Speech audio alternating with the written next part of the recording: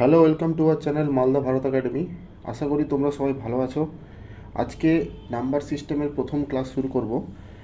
এই ক্লাসটি প্রত্যেকটি পরীক্ষা, সেন্ট্রাল গভর্নমেন্টের যে কোনো পরীক্ষাতে এটি হেল্প হবে তোমাদের। তোমরা জানো সেন্ট্রাল গভর্নমেন্টের ম্যাক্সিমাম প্রশ্নগুলোই নাম্বার সিস্টেম বেসড থাকে। নাম্বার সিস্টেমে যে কনসেপ্টগুলো আছে সেগুলো নিয়ে প্রথমে আলোচনা করব, তারপরে প্রত্যেকটি ভিডিওতে 15টি করে কোশ্চেন নিয়ে আমরা আলোচনা করব। আজকে তার প্রথম ক্লাস। সামনে যে রেলের NTPC, RRB group D, technician, ALP এবং SSC CGL, CHSL, MTS, SSC জিডিতে যে প্রশ্নগুলো আসছে সেই প্রশ্নগুলো নিয়ে আমরা আজকে আলোচনা করব। তাই কথা না বাড়িয়ে শুরু করা যাক। প্রথম যে কনসেপ্টটা, সেই কনসেপ্টটা প্রথমে আমরা দেখি যে নাম্বার সিস্টেমকে কত ভাগে ভাগ করা যায়। নাম্বার সিস্টেম, যেটা আমরা বাংলায় বলি সংখ্যা তত্ত্ব।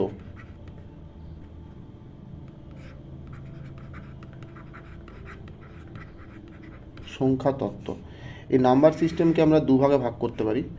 একটা ভাগ হচ্ছে রিয়েল নাম্বার, আরেকটা হচ্ছে ইমাজিনারি নাম্বার। রিয়েল নাম্বার আরেকটা হচ্ছে ইমাজিনারি নাম্বার।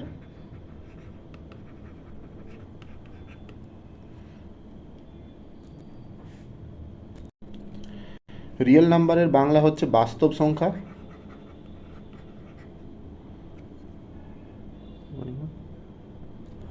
বাস্তব সংখ্যা। আর ইমাজিনারি নাম্বার হচ্ছে যেটাকে বাংলায় বলা হয় কাল্পনিক, কাল্পনিক বা অবাস্তব সংখ্যা। তোমরা প্রত্যেকেই রিয়েল নাম্বার আপ টু মাধ্যমিক লেভেল পর্যন্ত রিয়েল নাম্বার পড়েছো। আর ইমাজিনারি নাম্বার বা যেটা কাল্পনিক সংখ্যা বলা হয় সেটা আমরা 11-12-এ পড়ে থাকি সাধারণত, যেটাকে আমরা √(-1) সমান সমান আই দিয়ে ডিনোট করি। এবার একটা প্রশ্ন যেটা হচ্ছে স্বভাবতই এনটিপিসির প্রিভিয়াস ইয়ারে আছে বা সিজিএল সিএইচএস এর একটু মডারেট লেভেল প্রশ্নের মধ্যে আছে যে কাল্পনিক সংখ্যা রিয়েল নাম্বারের সাথে, রিয়েল নাম্বার প্লাস কাল্পনিক সংখ্যা নিয়ে একটা কাল্পনিক সংখ্যা গঠিত হয়। যেমন আমরা এ প্লাস আই বি দিয়ে ডিনোট করতে পারি কাল্পনিক সংখ্যাকে, যেখানে এ হচ্ছে রিয়েল নাম্বার আর বি হচ্ছেও একটা রিয়েল নাম্বার, যেটা আই দিয়ে আইয়ের সঙ্গে গুণ হয়ে একটা পুরোপুরি একটা কাল্পনিক সংখ্যাতে পরিণত হয়েছে। তাহলে প্রশ্ন যদি আসে যে রিয়েল নাম্বার কি রিয়েল নাম্বার দিয়ে কি কাল্পনিক সংখ্যা তৈরি হয়? হ্যাঁ, রিয়েল নাম্বার দিয়ে কাল্পনিক সংখ্যা তৈরি হয়। যেমন এ হচ্ছে একটা রিয়েল নাম্বার, আমি যদি লিখি এরকম 5+2i, তাহলে দেখছো দুইটা হচ্ছে একটা রিয়েল নাম্বার, 5টা একটা রিয়েল নাম্বার, কিন্তু 2-এর সঙ্গে আই গুণ হয়ে 5-এর সঙ্গে যোগ হয়ে যে নাম্বারটা পুরোপুরি তৈরি হয়েছে সেটা পুরোপুরি একটা কাল্পনিক সংখ্যা। বোঝা গেল? এবারে দেখে নেওয়া যাক যে রিয়েল নাম্বারে কী কী ভাগ আছে, যেগুলো আমাদের প্রত্যেকটা জানতে হবে। সেখান থেকে কিন্তু নাম্বার সিস্টেমের এগুলোই বেস। চলো প্রথমে যেটা দেখা যাক, 1 নাম্বার হোল নাম্বার। হোল নাম্বারকে বাংলায় বলা হয় অখণ্ড সংখ্যা।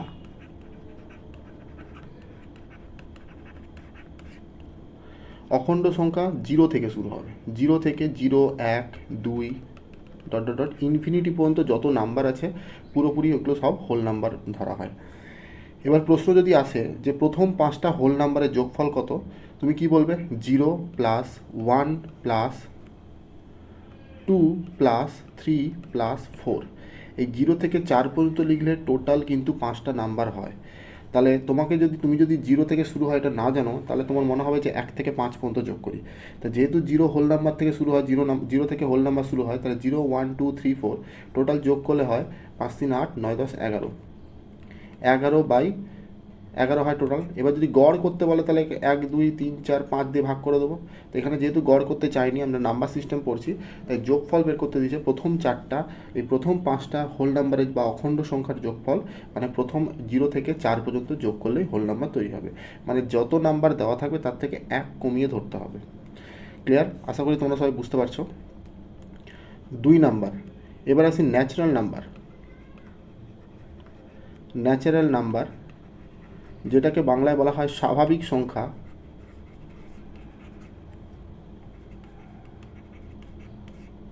স্বাভাবিক সংখ্যা 1 থেকে শুরু হয়, 1, 2, 3 dot dot dot dot infinity পর্যন্ত। এখানে যদি বলা হয় প্রথম 5টা স্বাভাবিক সংখ্যার যোগফল কত, তোমাকে 1 থেকে 5 পর্যন্ত যোগ করতে হবে। তাহলে 5 4 9 10 11 12 13 14 15, এখানে যোগফল কত হয়ে যাবে, এখানে যোগফল হয়ে যাবে 15। আশা করি সবার ক্লিয়ার হচ্ছে। নেক্সট যেটা দেখব 3 নাম্বার। 3 নাম্বার ধরো ইভেন নাম্বার। ইভেন নাম্বার মানে হচ্ছে জোড় সংখ্যা।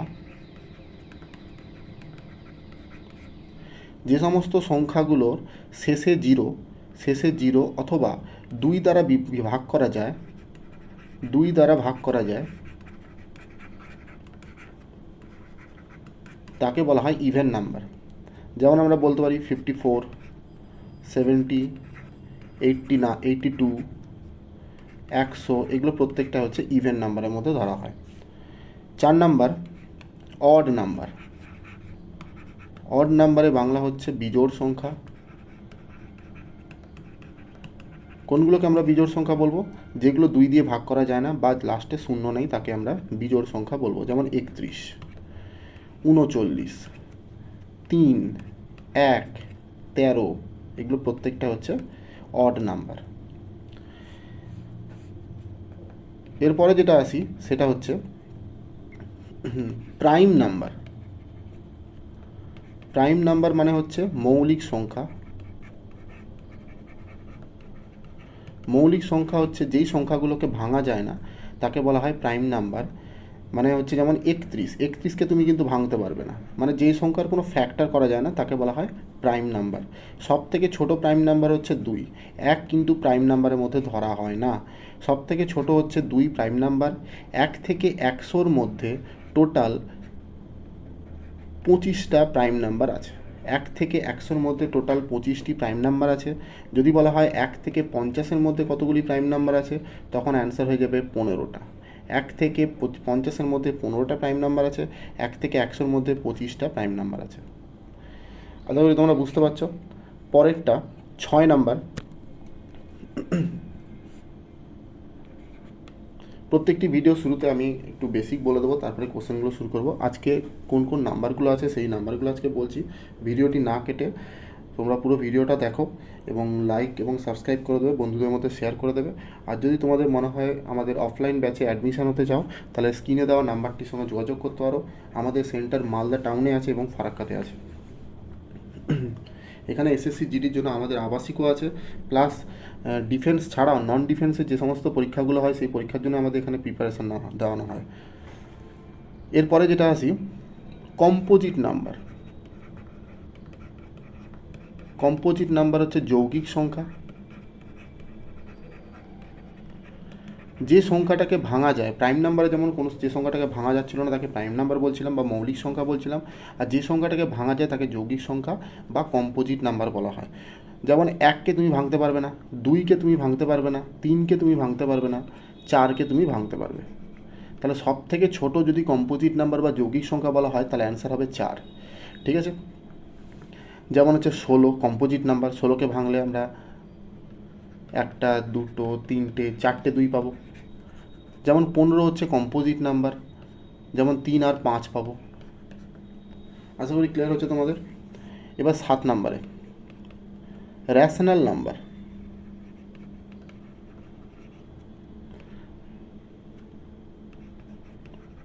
র্যাশনাল নাম্বার মানে হচ্ছে মূলদ সংখ্যা। মূলদ সংখ্যা। যে সংখ্যাকে p/q আকারে প্রকাশ করা যায় তাকে বলা হয় র্যাশনাল নাম্বার। যেমন আমরা লিখতে পারি 5। 5 কি র্যাশনাল নাম্বার? হ্যাঁ, র্যাশনাল নাম্বার। কেন আমরা 5কে 5/1 আকারে প্রকাশ করতে পারি।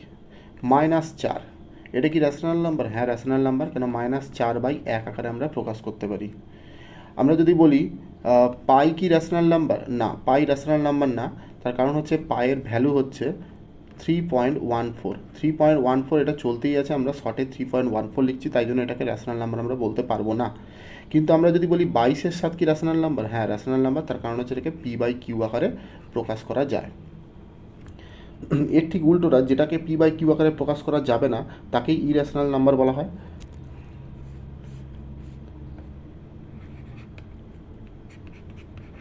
ইরেশনাল নাম্বার মানে হচ্ছে অমূলদ সংখ্যা।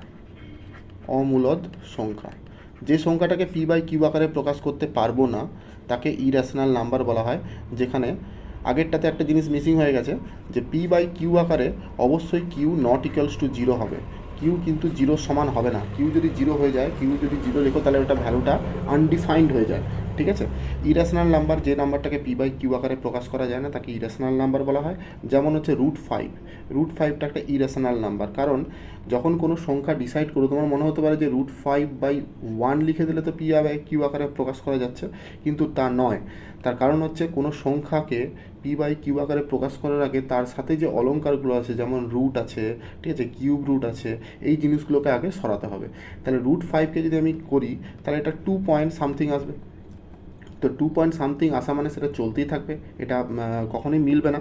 তাই একে পি বাই কিউ আকারে আমরা প্রকাশ করতে পারবো না।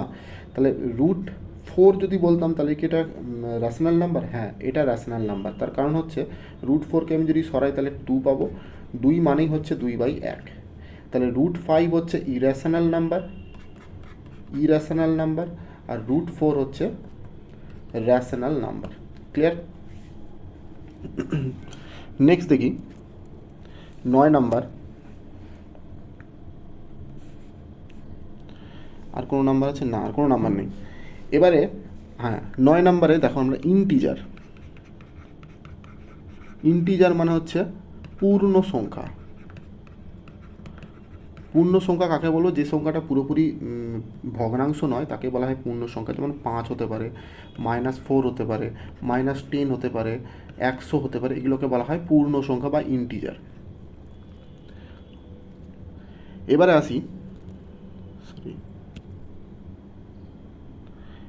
আসি ডেসিমেল।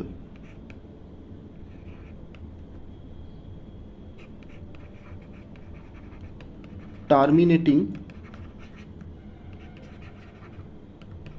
ডেসিমেল। ঠিক আছে, টার্মিনেটিং ডেসিমেল কী জিনিস? কোনো একটা সংখ্যাকে যদি আমি কোনো সংখ্যা দিয়ে ভাগ করি, সেটা যদি পুরোপুরি ভাগে মিলে যায়, দশমিকের পরে যদি 2-1টি নাম্বার আসার পর পুরোপুরি ভাগে মিলে যায়, তাকে বলা হয় টার্মিনেটিং ডেসিমেল। কেন? দশমিকের পরে সংখ্যা হবে এবং সেটা পুরোপুরি টার্মিনেট হয়ে যাবে, মানে বন্ধ হয়ে যাবে, তাকে বলা হয় টার্মিনেটিং ডেসিমেল। যেমন আমি যদি 7কে 20 দিয়ে ভাগ করি, 7কে যদি তুমি 20 দিয়ে ভাগ করো, দেখো 7কে ভাগ করো 20 দিয়ে,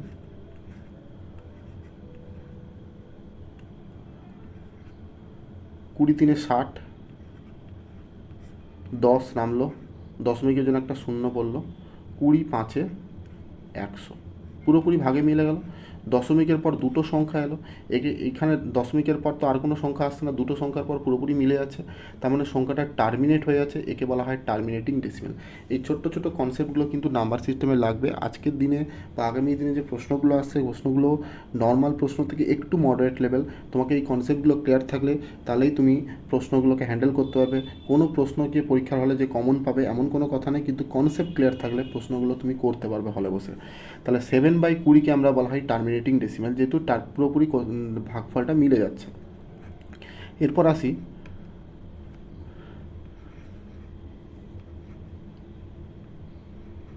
রেকারিং ডেসিমেল। রেকারিং ডেসিমেলটা কি? যেটা ভাগে মিলবে না, কন্টিনিউ চলতে থাকে, তাকে বলা হয় রেকারিং ডেসিমেল বা রিপিটেটিংও আমি বলতে পারি। যেমন হচ্ছে আমি যদি 20কে 3 দিয়ে ভাগ করি, 20কে যদি 3 দিয়ে তুমি ভাগ করো, 3 × 6 = 18, 19, 20, আবার 3 × 6 = 18, 19, 20, আবার 3 × 6 = 18, 19, 20 চলতেই থাকবে। তার মানে এর কোনো শেষ নাই, রিপিট বারবার হচ্ছে, তাকে একে বলা হয় রিপিটেটিং ডেসিমেল। ঠিক আছে, এখানে ডেসিমেলের পরে এটাকে আবার আরেকটা ভাষায় বলা যেতে পারে নন টার্মিনেটিং। নন টার্মিনেটিং মানে হচ্ছে যেটা টার্মিনেট হচ্ছে না, কন্টিনিউয়াসলি চলতে থাকে। এখানে আরেকটা কনসেপ্ট বলে রাখি, যে terminating but not repetition. Terminating but not repetition, মানে এই যে 0.35টা এসেছিলো এটা কিন্তু টার্মিনেট হয়ে যাচ্ছিলো বাট নট রিপিটেশান, রিপিট কিন্তু কোনো নাম্বার হয়নি। যদি রিপিট না হয় তাহলে আমরা বলবো আরও ডেপথে গেলে টার্মিনেট হয়ে যাচ্ছে বাট নট রিপিটেশান, রিপিট কিন্তু হচ্ছে না। যদি রিপিট হতো তাহলে বলতাম টার্মিনেটিং অ্যান্ড রিপিটেশান। ওকে, আশা করি তোমরা বুঝতে পারছো। এরপরে যেটা আসবো সেটা হচ্ছে নন টার্মিনেটিং, টার্মিনেট হচ্ছে না but repetition. Non terminating but repetition মানে এই যে 6.666 চলতে আছে, 666 চলতে যেটা আছে মানে 666 বারবার রিপিট হয়ে আসছে 6 হয়ে, তাহলে আমরা এটা বলতে পারি রিপিটেশন হচ্ছে, এবং নন টার্মিনেটিং মানে টার্মিনেট হচ্ছে না। আশা করি তোমরা বুঝতে পারছো। এরপর আমরা যেটা দেখব সেটা হচ্ছে রিপিটেশন। রিপিটেশন মানে হচ্ছে যে সংখ্যাটা রিপিট হচ্ছে কিন্তু সেটাকে আমাকে ভগ্নাংশে কনভার্ট করতে পারে, যেটা আমরা বাংলায় বলি পৌনঃপুনিক। পৌনঃপুনিক most important topic NTPC, RRB, NTPC, CBT 1 এবং সিবিটি 2 এবং গ্রুপ ডির ক্ষেত্রে এটা প্রচণ্ড ইম্পর্ট্যান্ট, এবং এসএসসি, সিজিএল, সিএইচএসের জন্য এই টপিকটা খুব ইম্পর্ট্যান্ট। তাহলে যেটা আমি একটা ফর এক্সাম্পল, আমি একটা ইন জেনারেল এক্সাম্পল নিয়ে দেখাই। 2.405 এইটার মাথায় পৌনঃপুনিক, তার মানে এটার মানে হচ্ছে 2.405 মাথায় পৌনঃপুনিক, মানে 5টাই শুধু রিপিট হচ্ছে। ঠিক আছে, কোশ্চেন কীরকম থাকতে পারে? কোশ্চেন থাকতে পারে 2.40521 এটার মাথায় বার, তার মানে হচ্ছে 2.40 পর 521টা বারবার রিপিট হচ্ছে, 521 521 521। ঠিক আছে, 2.40521 521 এইভাবে রিপিটেশান আসছে। এই চিহ্নটা এরকমও দেওয়া থাকতে পারে, অর 2.40521 এখানে একটা ডট দিল এবং এখানে একটা ডট দিল, তার মানে হচ্ছে 521টা রিপিটেশান হচ্ছে।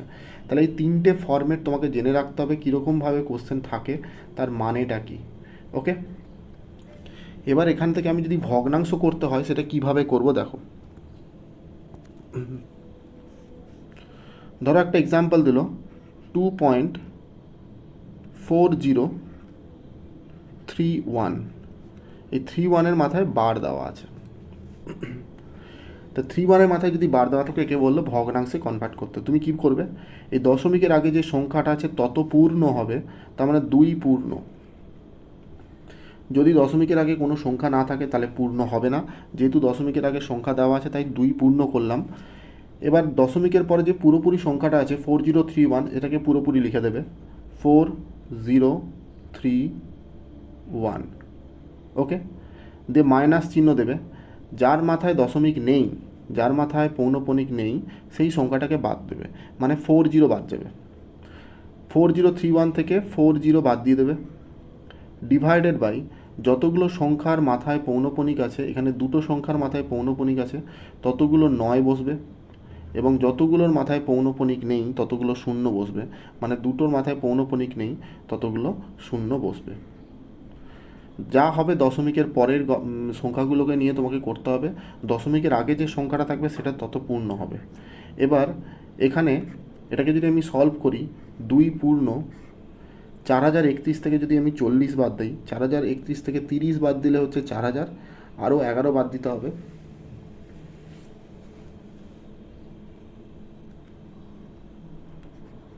4031 থেকে 40 বাদ দাও, বাদ দিলে কত হবে, এখানে 1 পড়ে থাকবে, এখানে 9 পড়ে থাকবে, এখানে 1 এলে 9 পড়ে থাকবে, এখানে 1 এলে 3991, 3991 ডিভাইডেড বাই 9900। এবার কি কাটাকাটি যাচ্ছে? কোনো কাটাকাটি যাচ্ছে না, তার মানে এইটা হবে অ্যান্সার। যদি কাটাকাটি যেত কাটাকাটি করে তুমি ছোটো করে নিতে এবং অপশান দেখতে, অপশান যেরকম দেওয়া থাকবে সেরকমভাবে করতে হতো। ওকে, এবারে আমি পরের প্রশ্নটা দেখি। পরের যেটা আছে সেটা হচ্ছে ফ্যাক্টর। নেক্সট টপিক যেটা হচ্ছে সেটা হচ্ছে ফ্যাক্টর। ওকে, ফ্যাক্টর।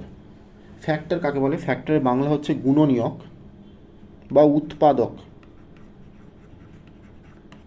ঠিক আছে, মানে যে যে সংখ্যাগুলো দিয়ে ওই মেন সংখ্যাটাকে ভাগ করা যাবে তাকে বলা হয় ফ্যাক্টর। এখানে যে ফ্যাক্টর থেকে প্রশ্নগুলো আসে, সেখানে প্রশ্নগুলো মেন যেগুলো আছে, ফ্যাক্টরগুলো সংখ্যা কত, ফ্যাক্টরগুলো যোগফল কত। আজকে ফ্যাক্টরগুলো শুধু মেন যে ফ্যাক্টরগুলো আছে সেই ফ্যাক্টরগুলো কীভাবে কাউন্টিং করতে হয় সেটাই আজকে দেখাবো। যোগফলটা আমি নেক্সট ক্লাসে দেখাবো। তো প্রথম যে প্রশ্নটা আসে সেটা হচ্ছে কতগুলো মৌলিক উৎপাদক আছে? মৌলিক উৎপাদকের সংখ্যা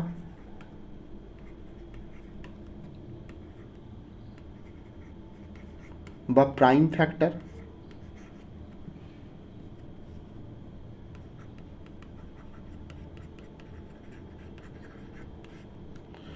দুই নাম্বার, মোট কতগুলি ফ্যাক্টর আছে? মোট কতগুলি উৎপাদক আছে?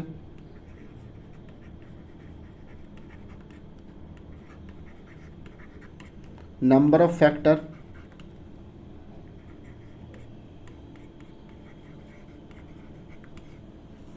তিন নাম্বার, মোট জোড় ফ্যাক্টর, জোড় উৎপাদকের সংখ্যা। নাম্বার অফ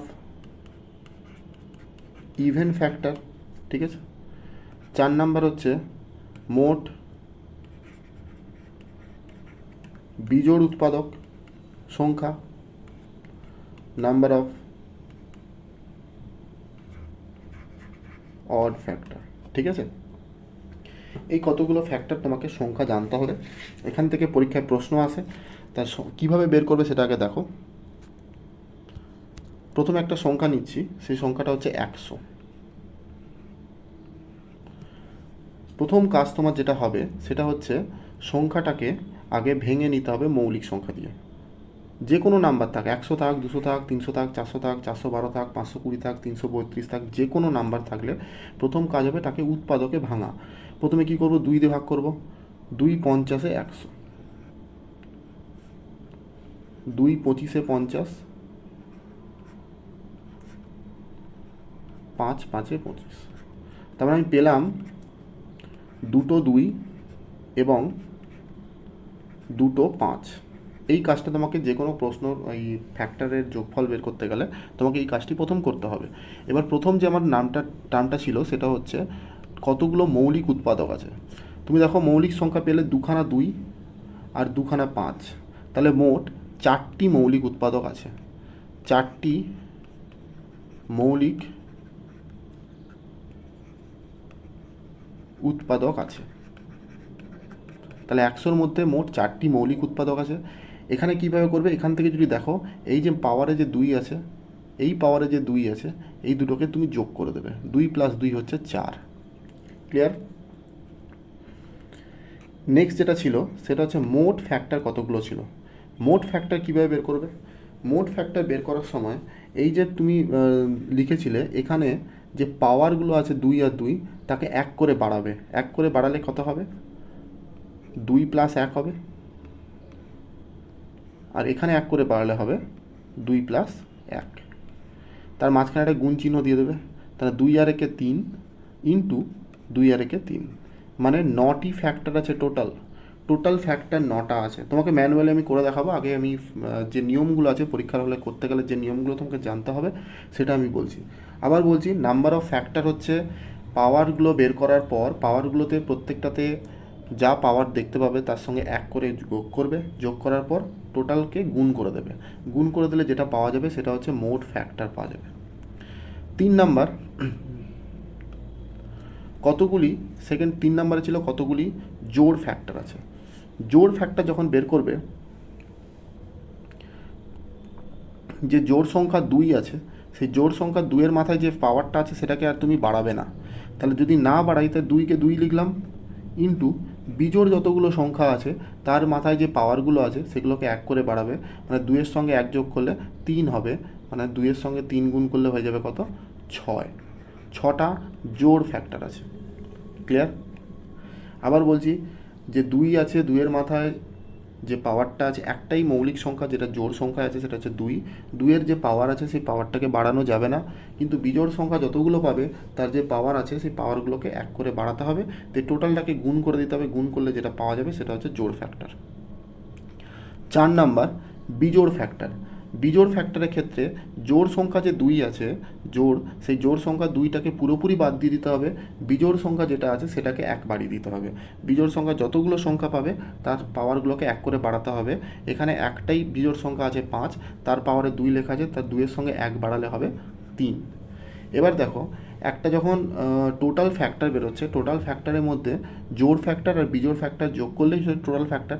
তুমি জোড় ফ্যাক্টর পেয়েছিলে 6টা, বিজোড় ফ্যাক্টর পেয়েছিলে 3টে, 3 আর 6 যোগ করলে হয় 9টা, টোটাল ফ্যাক্টর আমি পেয়েছিলাম 9টা।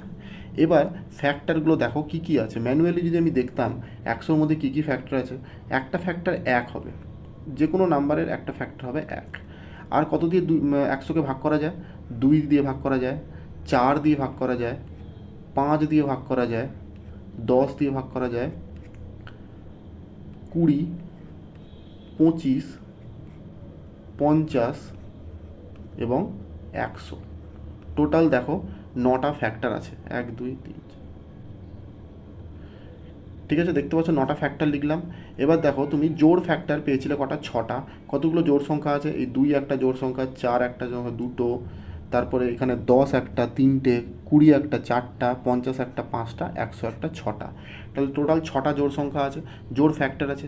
বিজোড় ফ্যাক্টর দেখো 1 আছে, তারপরে 5 আছে, তারপরে 25 আছে, 3টে পেয়েছিলে বিজোড় ফ্যাক্টর। আর টোটাল ফ্যাক্টর তো 9টা তোমাকে দেখালাম। আর মৌলিক উৎপাদক যতগুলো মৌলিক সংখ্যা দেখতে পাবে ততগুলোই হচ্ছে মৌলিক উৎপাদক। ঠিক আছে, পরীক্ষার হলে যাই থাক, 100-র জায়গায় 200 থাক, 300 থাক, 250 থাক, 234 থাক, যাই থাক, তোমাকে ঠিক এইভাবে করতে হবে। তুমি ম্যানুয়ালি কিন্তু করে অ্যান্সার করতে পারবে না। আশা করি তোমরা বুঝতে পেরেছো।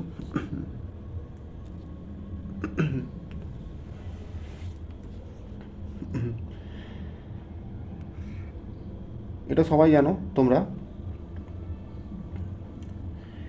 এইখানে যে সংখ্যাটা থাকে তাকে বলা হয় ভাজ্য, এখানে যেটা থাকে তাকে বলা হয় ভাজক, আর এখানে যেটা থাকে সেটা হচ্ছে ভাগফল, আর শেষে যেটা থাকে তাকে বলা হয় ভাগশেষ।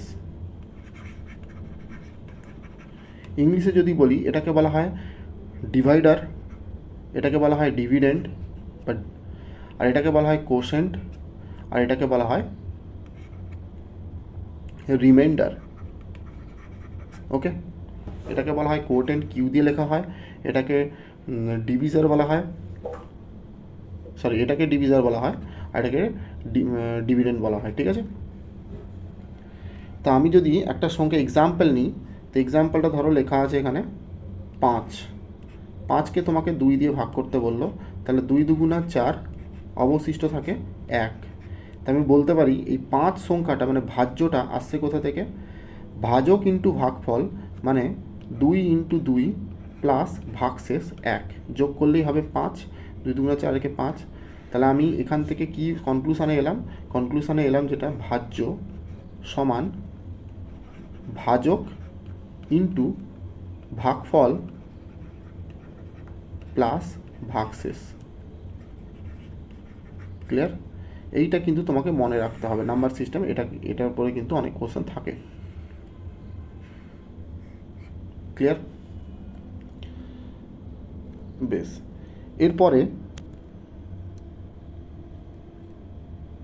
এরপরে যেটা দেখব সেটা হচ্ছে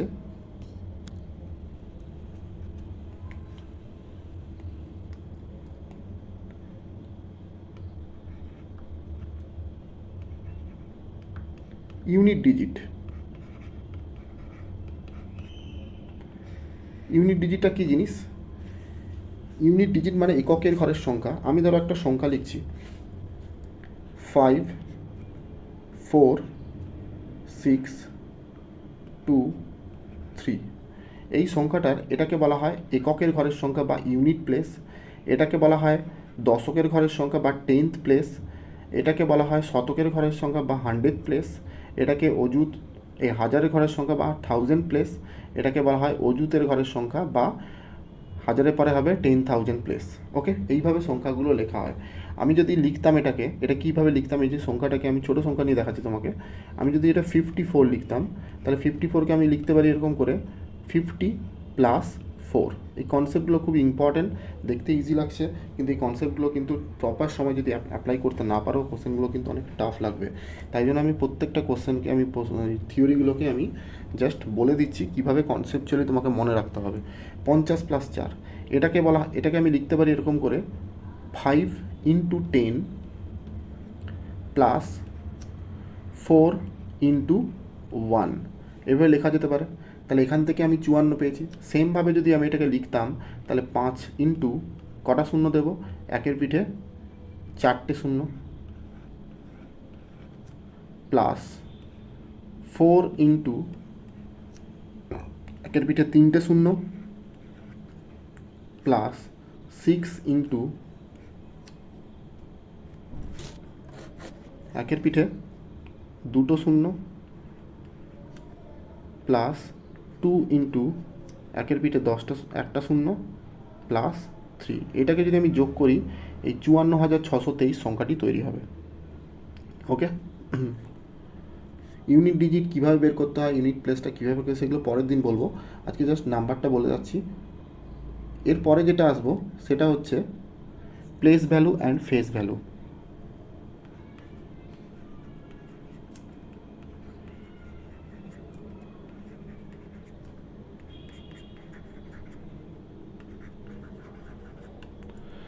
প্লেস ভ্যালু মানে একক সংখ্যাটার যে প্লেসে আছে সেই প্লেসটার কত নাম্বার পজিশানে আছে সেটা প্লেস ভ্যালু বলা হয়। ঠিক আছে, যেটাকে বাংলায় বলা হয় স্থানীয় মান। আর ফেস ভ্যালু মানে হচ্ছে প্রকৃত মান। ওকে, যেমন আমি তোমাকে বললাম 5 4 3 2, এখানে যদি বলি 4-এর প্রকৃত মান কত, তুমি বলবে 4-এর প্রকৃত মান 4, কেন 4টা 4-এর মতোই দেখতে। 2-এর প্রকৃত মান কত 2, 3-এর প্রকৃত মান কত 3, 5-এর প্রকৃত মান কত 5। আমি যদি বলি প্লেস ভ্যালু মানে সংখ্যাটা কোথায় বসে আছে বা কত নাম্বার পজিশানে বসে আছে, তাহলে তোমাকে বলতে হবে যেইখানে সংখ্যাটা বসে আছে সেই সংখ্যাটা লিখতে হবে। তারপরে ডান দিকে যতগুলো তুমি সংখ্যা দেখতে পাচ্ছ ততগুলো শূন্য বসাতে হবে। যে জিনিসটা এর আগে বললাম, 10th place, 100th place, 1000 place, তারপরে ইউনিট প্লেস, ঠিক সেমভাবে এই জিনিসটা আসছে। তাহলে 5-এর যদি প্লেস ভ্যালু বসাতে বলে, তাহলে 5 বসানোর পর 5-এর ডান দিকে 3টে সংখ্যা আছে মানে 3টে শূন্য। 4-এর যদি প্লেস ভ্যালু বসাতে বলে, 4-এর পরে 2টো শূন্য। 3-এর যদি প্লেস ভ্যালু বসাতে বলে, 3-এর পরে 1টা শূন্য। 2-এর যদি প্লেস ভ্যালু বসাতে বলে, তাহলে 2 হবে। তুমি যদি এগুলোকে প্রত্যেকটাকে যোগ করো, যোগ করলে এই সংখ্যাটা 54,000 এই 5,432 সংখ্যাটি তৈরি হবে। তাহলে বোঝা গেল প্লেস ভ্যালু এবং ফেস ভ্যালু কী জিনিস। এখান থেকে যে প্রশ্নগুলো আছে সেই প্লেস ভ্যালু বললো যে 5-এর প্লেস ভ্যালু থেকে 2-এর ফেস ভ্যালু বিয়োগ করলে কত হবে, বা যোগ করলে কত হবে, বা গুণ করলে কত হবে, বা ভাগ করলে কত হবে। আমি যদি বলতাম যে 5-এর প্লেস ভ্যালু এবং 2-এর ফেস ভ্যালুকে ভাগ করলে কত হবে, তাহলে 5-এর প্লেস ভ্যালু হচ্ছে 5,000 আর 2-এর ফেস ভ্যালু হচ্ছে 2। এটাকে যদি আমি ভাগ করি কত হবে, 5,000কে 2 দিয়ে ভাগ করলে 2500 হবে। বোঝা গেল? এইভাবে তোমাকে করতে হবে। আগে সংখ্যাগুলোকে বের করতে হবে, তারপরে যা অপারেশন করতে বলবে সেই জিনিসটা তোমাকে করতে হবে। ক্লিয়ার? নেক্সট,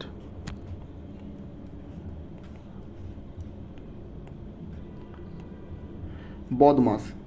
ভি বদমাস।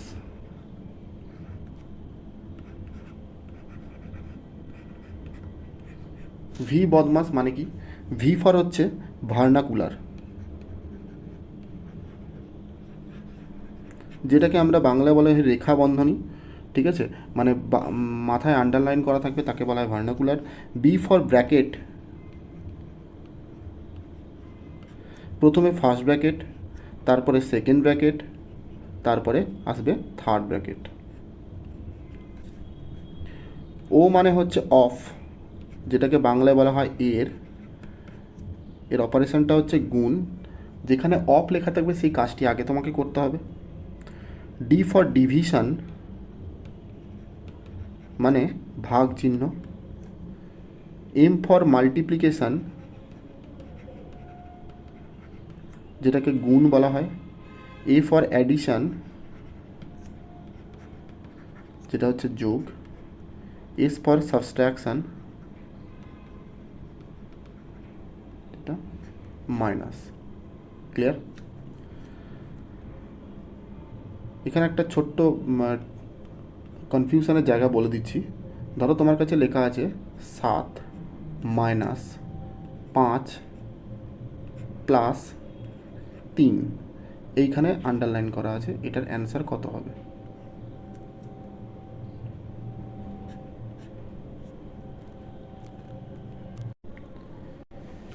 দেখো, এই রেখা বন্ধনী যেখান থেকে যেই সংখ্যা পর্যন্ত দেওয়া থাকবে ঠিক সেইটুকু ক্যালকুলেশন তোমাকে আগে করতে হবে। তার মানে হচ্ছে 7 মাইনাস 5 আর 3 কত হয় 8, 5 3 8, এর অ্যান্সার হলো 7 থেকে যদি 8 বাদ দিই তাহলে -1। ঠিক আছে, এখানে তোমার কনফিউশন ক্যালকুলেশনে গন্ডগোল হতে পারে, কনফিউশন হয়ে যেতে পারে। এবার যদি এটা এরকম থাকতো 7 মাইনাস 5 প্লাস 3 মাইনাস থেকে আন্ডারলাইন করা আছে, তখন কি হতো? তখন যে অ্যান্সারটি তৈরি হতো 7 লিখলে এবার -5 প্লাস 3, মাইনাস থেকে যেহেতু ক্যালকুলেশন আছে তাই -5 প্লাস 3 যদি করি তাহলে হবে -2। তা 7 থেকে -2 করলে কত হয়? 5। তখন 5 অ্যান্সার হয়ে যাবে। আশা করি তোমরা বুঝতে পেরেছো। এটা খুব একটা কনফিউশনের জায়গা, তোমরা হয়তো তাড়াহুড়ো করতে গিয়ে ভুল করে দিতে পারো, তাই এই জিনিসটা আমি বলে দিলাম। ক্লিয়ার? এবার প্লেস ভ্যালু ফেস ভ্যালুতে একটা জিনিস মিসিং হয়ে গেছে, ওটা একবার বলে দিই। দশমিক থাকলে কি হবে? ধরো 54.321 বলল 2-এর প্লেস ভ্যালু কত? 2-এর প্লেস ভ্যালু কত? তখন করতে হবে কি, দশমিক থেকে 2 পর্যন্ত যতগুলো সংখ্যা আছে, 2-এর আগে পর্যন্ত ততগুলো শূন্য বসাতে হবে। সংখ্যাটা তো ছিল এরকম 2-এর আগে পর্যন্ত, তাহলে অ্যান্সারটা হবে 0.02। ক্লিয়ার? যদি 1-এর প্লেস ভ্যালু বের করতে দেয় তাহলে 0.001 হবে। যদি 3-এর প্লেস ভ্যালু বের করতে দেয় 0.3 হবে। তাহলে আগের পার্টটা যেটা বলেছিলাম সেটা 5-এর প্লেস ভ্যালু কত হবে? 5-এর পরে দেখো দশমিকের আগে একটাই সংখ্যা আছে, তাহলে 5-এর সঙ্গে একটা শূন্য বসবে। যদি 4-এর প্লেস ভ্যালু বের করতে দেয় শুধু 4 হবে। ক্লিয়ার? দশমিকের আগে দশমিকের পরে দুটো জিনিস আলাদা। দশমিকের আগে পর্যন্ত সেটা ডান দিকে যতগুলো সংখ্যা থাকবে সেইভাবে ক্যালকুলেশন করতে হবে, আর দশমিকের পরের সংখ্যাগুলো যদি বের করতে দেয় তাহলে সংখ্যাটার বাঁ দিকে যতগুলো সংখ্যা থাকবে দশমিক পর্যন্ত ততগুলো শূন্য দিয়ে ভরাট করতে হবে। আশা করি তোমরা সবাই বুঝতে পেরেছো। ঠিক আছে, আজকে এইটুকুই ছিল, এইটুকুই আজকে তোমাদের সঙ্গে আমি শেয়ার করলাম। যদি ভিডিওটা ভালো লাগে অবশ্যই ভিডিওটা সাবস্ক্রাইব করবে, লাইক করবে, বন্ধুদের মধ্যে শেয়ার করবে, এবং আরও ভিডিও পেতে আমাদের চ্যানেলটাকে সাবস্ক্রাইব করো, এবং সবাই ভালো থেকো। টাটা।